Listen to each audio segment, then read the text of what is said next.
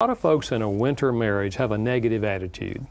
They have the attitude of, this marriage is never going to be better, it's been too long, nothing's going to ever change, and I'm stuck. But you begin thinking differently. You begin to think, you know, I'm married to a person who's made in the image of God. They don't act like it very much, but they are. I'm married to someone who has some abilities. I forget that sometimes because I see the negative things in their behavior.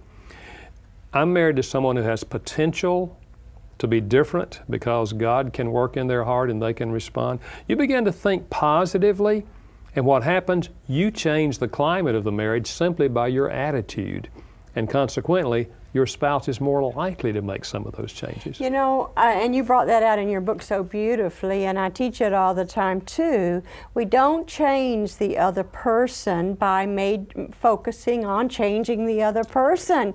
You threw it right back on the spouse that wants to see the changes, and guess what? They must do. They must change if they want to see their spouse change. So you've talked about a winning attitude, and of course, there's no way under the sun you would have left out learning the love languages in the book, right? That's one of the strategies for improving a marriage is learn the love language of your spouse. You want to just kind of touch on that? And we're going to, of course, they can order that book also. Sure, we'll give a brief summary of that, okay? The 5 languages are words of affirmation, looking for something good and affirming your spouse, acts of service, doing something to help your spouse, gifts, universal to give gifts as an expression of love, quality time, which means I choose to give you my undivided attention, and physical touch.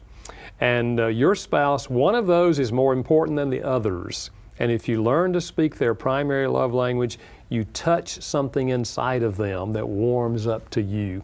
And that obviously is a strategy that has helped thousands of marriages learn how to change the climate in a positive way. So that's one of the 7 strategies is learning the love language of your spouse.